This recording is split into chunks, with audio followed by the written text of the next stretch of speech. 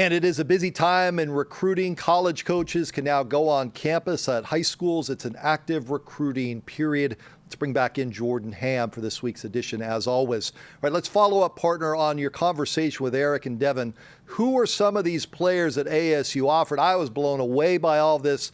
Give me some meat and potatoes. Yeah, it was just a flood of offers, 13 total to the top, some of the top 2022 prospects here in the state, and that includes guys like Trent Ramsey from Higley High School. He started week 8 at right tackle for Higley, and really along the way was just a fixture along that offensive line. He only gave up 1 sack in that entire time, and Coach Eddie Zuby told me that what really prompted them to put him in the starting lineup was some practices where he went up against the likes of Ty Robinson and Jason Harris, guys that are getting recruited at a high level. And he said that he got beat up, but that he was able to get in the way and they could see things kind of piece together for him. So he became a fixture along that offensive line. Gavin Brocious, another guy who started from day one for Jose Lucero and the Desert Edge Scorpions at left guard, and another guy with just huge size. Devin Grubbs, probably the guy that has the most varsity experience. He was a great running back for Desert Vista, had over 700 yards,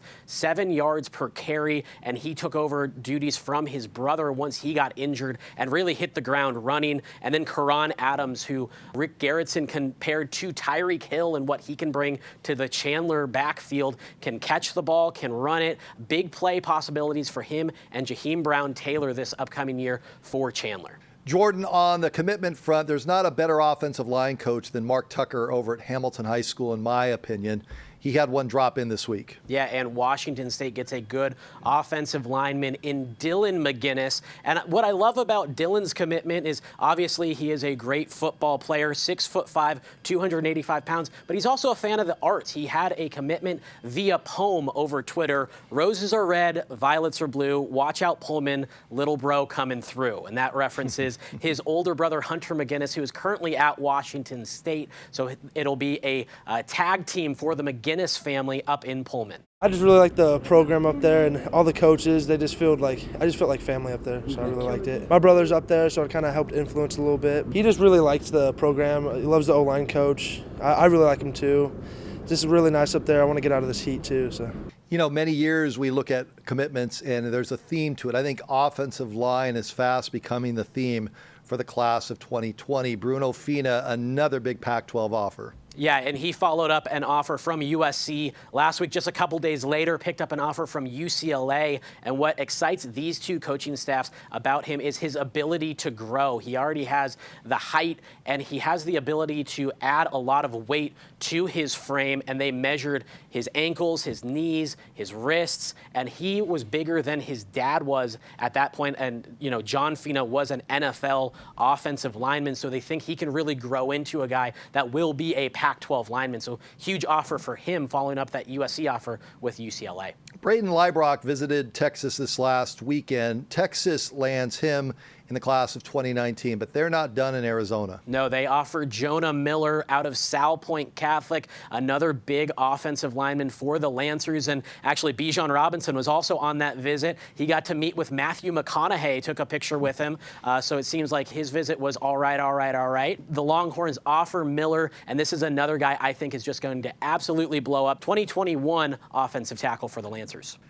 Let's stick with the linemen. Fresno State, Colorado State come in, offer a couple of different linemen, familiar names to the fans of the 2020 class. Sure, Andrew Millick and Cade Bennett both pick up offers. Fresno State for Millick, Cade Bennett, Colorado State. Again, these two guys really starting to heat up, and as college coaches can get on campus, check these guys out up close, I have a feeling that both of these guys are going to continue to see offers come rolling in.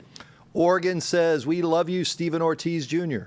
Yeah, Stephen Ortiz Jr., another guy that's really picking up a lot of steam. Huge Pac-12 offer for him a couple of weeks ago, got Penn State. Desert Edge has quite a few guys that are getting plenty of interest by some big-time programs in this 2021 class as well as 2022. Solomon Enos, we mentioned him earlier in the show. Utah's been here before. They're coming back to Saguaro. Yeah, another Pac-12 offer for Quentin Somerville, and this is a guy that is a top 20 prospect in the 2021 class. 24/7 Sports put out their top 24/7. He came in at number 18. Coach Mons tells me he's gained about 20 pounds of good weight this offseason, so he should be even more of a force this upcoming season for the SaberCats. Jordan, when I think of Georgetown, I think of Hoya Paranoia, I think of Patrick Ewing. I don't really think about football, but Georgetown has come into Maricopa County. Yeah, and they're really offering quite a few really good players. Tyler Beverett on the SaberCats. This is a guy that didn't throw an interception to an Arizona defense this past year, and after September 1st, didn't throw an interception all year. He was out with injury for a little bit of that time, but that just shows the control that he has. He also picks up an offer from New Mexico. And then Jeremiah Trojan, the linebacker for Hamilton, he's getting a lot of interest from Ivy League type schools. The academies as well are taking a hard look at him. He picks up an offer from Georgetown as well. Speaking of the academies, Army stops in at Chaparral and makes an offer. Yeah, first offer for Camden Hightower. I watched him against Hamilton intercept 2 passes. This is a defensive back, and he picks up his first offer, but a guy that really seems to always be around the football whenever the Chaparral defense makes a big play. Recruiting Roundup every week and also online. Check out all of Jordan's content on sports360az.com.